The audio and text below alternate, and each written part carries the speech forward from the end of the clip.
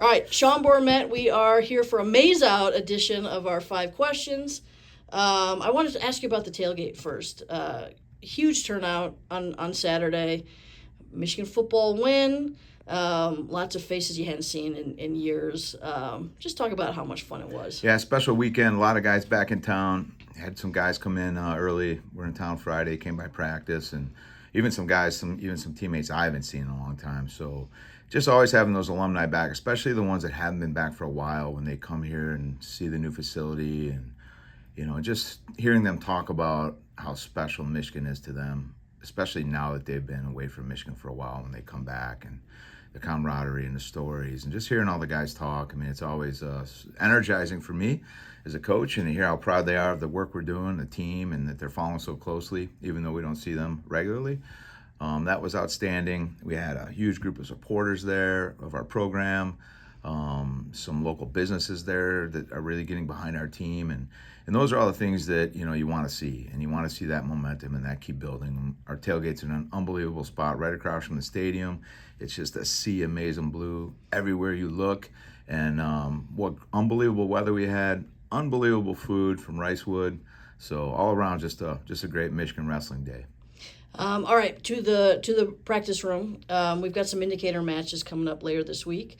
And I know that's kind of just one element of the whole wrestle off process. So can you go through a little bit of that process and what you want to see on Friday? So really, it's we sort of use that to go through all the details before we actually start our first competition. So obviously, there's an element of us watching the guys compete with each other within their weight classes and sort of evaluating their wrestling. We film those matches, so it gives us a little more feedback for them after we finish. But we're also going through the process. We want to see their weight, make sure their weight management routine is dialed in. We actually do a weigh-in. We don't get them all the way down to scratch, but close. Sort of what their after weigh-in recovery routine is in terms of fueling and hydrating, and then their warm-up routine. So we want to make sure that they got those routines sort of dialed in, and if we see something that they need to adjust, this gives us an opportunity to do it before we actually get to real competition. So that part's important. We have NCAA officials come in, officiate these matches. So there's whistles, and I always see when the whistles start going and points are being called, the response is a little different than just through the practice. Those same scores, guys are feeling it. They're feeling a score. They're feeling getting scored on. But when the ref starts calling out the points and it's going up on a scoreboard, it just hits a little different. So we try to simulate a lot of that in the practice room, and even for our staff, getting all the sort of the weigh-in food, the video, like making sure all those things are dialed in and working properly, and everything is operational the way it needs to be. So it's pretty much a big run through. Obviously, the guys start to get more competitive. Yesterday got real competitive in the practice room. I had to step in front of a few guys a few times. So that's what you want to see. You want to see it at a boiling point. I mean, we're getting ready to compete, and this is all part of it. So this Friday, it's going to be a heated room with heavy competition, and that's really what we want to see. So what are you really focused on in the practice room right now? So, after these matches, the season officially starts next weekend. We've got a couple guys competing in the All-Star meet, and then we start in earnest the weekend after. So what are you really emphasizing right now at this time of year?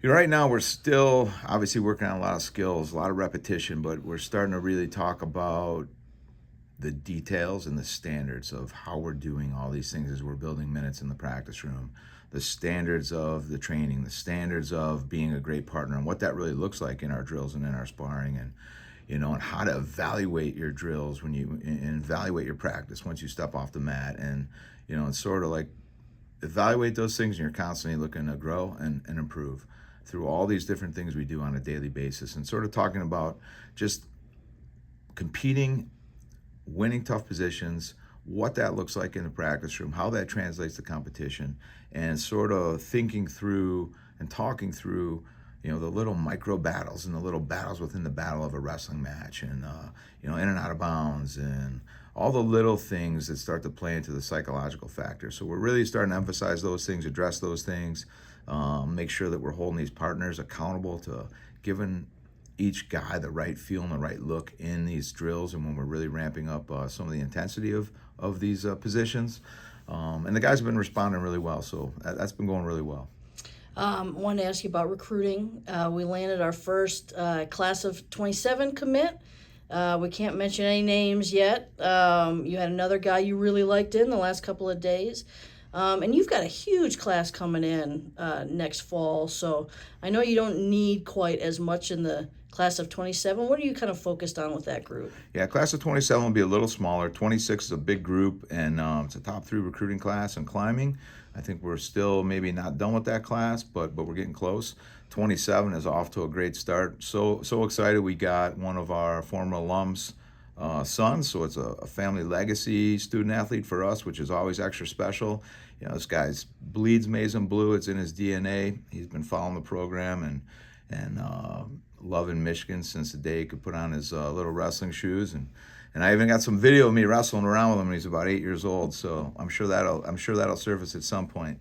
But super excited about that big commitment. I think we're anticipating maybe some more big news this week or later this week.